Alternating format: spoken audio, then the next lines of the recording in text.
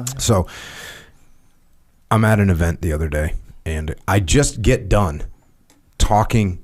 I walk off the stage at this event where I had just concluded and a 1 hour presentation talking about the laws of combat leadership and closing with the concept of extreme ownership, how important it was, where it came from, why it was important, what happens when you don't have that attitude, what happens when you do have that attitude. So I go through the whole thing, all of it. I get done, and I get off stage, and I'm just talking to some people, and maybe the second or third person that comes to me, a woman comes up to me, and she says, do you get asked a lot of questions about this new generation? This new generation. This has become an all-encompassing term for both, for three groups. And I don't know if you're tracking on these three groups. Millennials, Gen Z, and you know what the current is? Yeah. What? Alpha. Oh, no, I don't know. Gen Alpha. So Gen Alpha is the group right now. So but people kind of lump all them together. Just like anyone that's not in one of those three groups gets called a boomer. Right? So you're familiar with that term, right? Yeah, boomer. Boomer officially would be a baby boomer, but right now it's just anybody that's like older than you is a boomer. Yeah. So even Are you tracking that? Yeah. I haven't heard that, but I know the okay boomer thing. That's like a thing, like, oh, you're just old. Right. Yeah, exactly. So my kids will call me a boomer, even though I'm technically, and really very technically, I'm Gen X 100%. I'm right in the middle of the Gen X zone. Yeah. I'm not, maybe Gen X turn. No. But my kids will, they'll be like, oh, well, boomer, okay, boomer. So the same way that anyone that's older gets called boomer, sometimes boomers call anyone that's younger a millennial or Gen Z. I haven't heard any of the boomers say Gen Alpha yet, but that's because they don't know because they're boomers. Yeah. So this woman asked me, she's like, do you get asked a lot of questions about, this new generation? And I said, oh, what do you mean? She goes, well, they don't like to work as hard and they want to question everything. And if they don't like a job, they'll just leave, and they don't stay at a particular place for very long. And they have this whole idea of work-life balance, and they like remote work, and they don't want to come into the office. So it was this whole litany of accusations. All about they. And so I'm sitting there and I'm kind of smiling and nodding my head, almost as an affirmation. I'm giving her the indication that I'm sort of like nodding my head. Oh yeah, oh gosh, yeah, they don't like to work as hard. Yeah, they don't want to come into the office. Yeah, they're concerned about. I'm kind of nodding my head, not in an extreme way, but she's basically she's getting encouraged by my reaction. And then she said, "You get asked a lot of questions about that." And I said, "Oh yeah, I get asked that question all the time." And I looked at her and I said, "Hey, you remember the thing that I was just talking about 3 minutes ago? That whole concept, the whole name of the event that we're at, by the way, is called this Extreme Ownership event. It wasn't one of my events. It was another company running an event based around the principle of extreme ownership." I said, so the name of the event, Extreme Ownership, and then the last 15 minutes when I was up there and I told a bunch of different applications and shortfalls and how to properly take ownership. Remember that? And she said, yeah. And I said, well, how does that sound if I'm supposed to have that attitude? And now I come down here and say they are the problem. This new generation is the problem. Does that mesh with what I just got done saying? If I got up there and said, hey, when you have a problem, you need to take ownership of the problem and get the problem solved, and now I come down here and say, yeah, there's something wrong with that generation, I can't work with them. Does that sound like that even comes remotely close to being in the same lane? And she kind of nodded her head. Yeah, okay, I understand. So I said, listen, it's not their problem. It's a leadership problem. Like all problems are leadership problems. And then, of course, I went down the whole road because this is a question I've answered over and over again because people have this question over and over again. And by the way, sometimes it is, what do you do with all these boomers that think they know everything? I get that question. It's all the same. It's all the same. What do I do with my peers that they graduated from college and now everyone's got these questions about them. They. But I liked one of the things that I bring up is the Vietnam War. You have an unpopular war.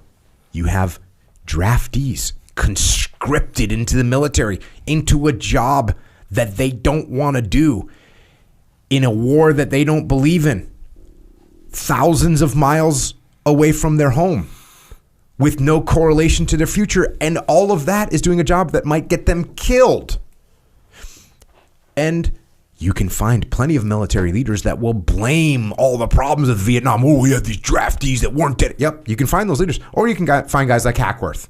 You can find guys like Mukayama. You can find guys like Hal Moore that had draftees and loved their draftees. Why is that?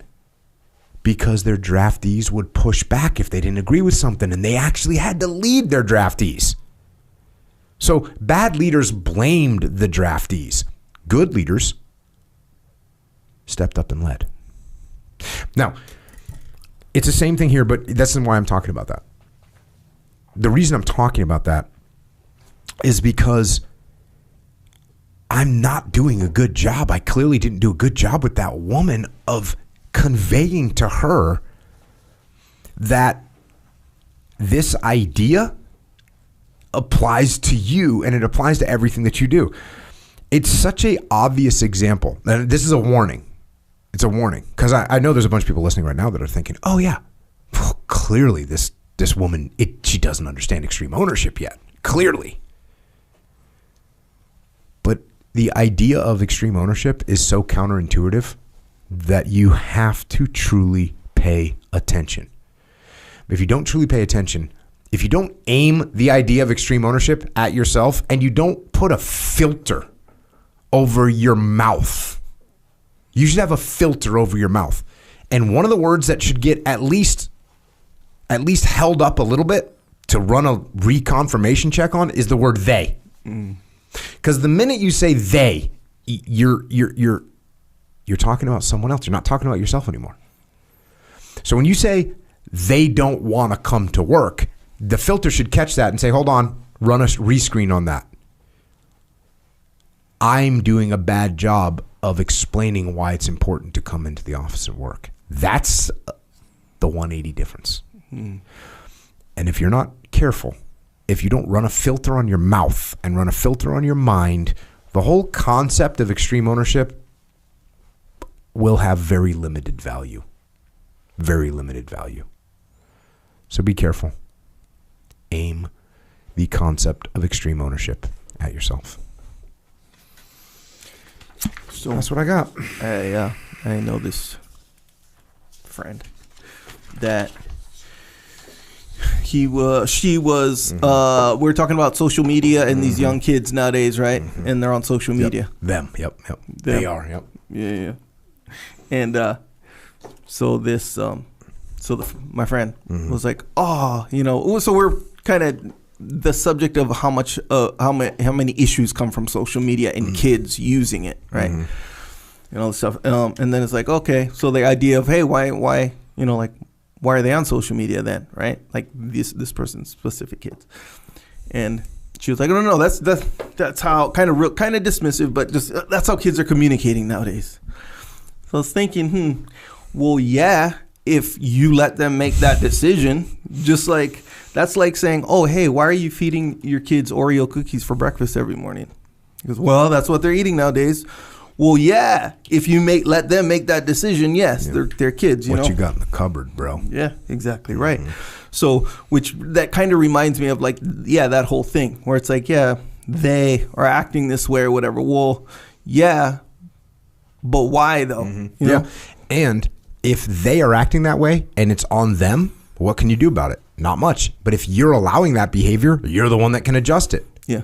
So if you don't take any ownership of it and you go, that's just the way the kids are. Yeah. Okay, then that's what the kids are going to do. If you say, how much influence do I have over these kids? Oh, I don't have very much influence. Oh, why is that? Oh, it's because I don't have a good relationship with them. Why don't I have a good relationship with them? Oh, it's because I don't spend any time with them. Or it's because I don't allow them to influence me, so therefore I can't influence them. Okay, so I need to allow them to influence me more, and then they will be more influenced by me. Oh, well, they're not listening to me. Oh, well, how can I get them to listen to me? Oh, I need to listen more. So it's it all works. Yeah, it does. It works if it works. You know, when you teach jiu-jitsu and you get to the point where someone's mounted and you say, okay, now you trap their leg and you roll them over and now you're in their guard and it's this whole thing. You go, oh. Yeah. That's how it is when you say, oh, well, how's your relationship? Well, they don't listen to me. Oh, why don't they listen to you? Oh, it's because you don't listen to them. If you pull that thread, it will connect back together to the fundamental principles that we talk about all the time, and you'll be able to solve these problems. Yeah. Yeah, I found that to be the case. But if you just cut the thread at it's them, you won't solve any problems. Yeah. And especially and obviously now this is more like conceptually, even though I'm sure this is absolutely true down on the streets. But, you know, anytime you're dealing with older generation frowning upon a younger generation, it's like, bro, you got to show them how then. If they're doing it wrong, show them what's right. Show them the right way to do it then, you know. And then at the same time, if you apply like what you're saying, and even the idea of building the relationship, I think that, and yeah, I know you say it, and I'm not saying you, but I still think it feels a little bit underrated. It's underrated. To me, that is one of the catalysts for that's like the biggest. If you can just do that, like other stuff you can sort of just figure out on your own in a lot of ways. It's not perfect, but that'll solve so many of your problems rather than, hey, do this. You should be able to do this already. You should be acting this way already. Mm-hmm. Interesting idea of setting an example, because you could be, let's say you're a parent and you have this job and you work really hard, but you don't really like it. And your kid is starting to listen to rock and roll music and doesn't want to go to college and wants to do something else. And you say, well, why don't you go to college? You need to get an education so you can get a job like me. And they're looking at you going, dude, you're not happy. You're miserable. Yeah. Why do I want to be like you? Yep. So what you should do is when your kid goes, oh, I think I don't want to do what you do. Oh, okay. Well, what do you want to do? Well, or why don't you want to? Well, it doesn't seem like you're really that happy. Oh. Okay. Well, that's a good point. Now, do you have a plan? Because you're going to need money. So now we can start having, instead of saying, you don't know what it's like. Right. No. Right. But you got to pay attention to the example that you're setting.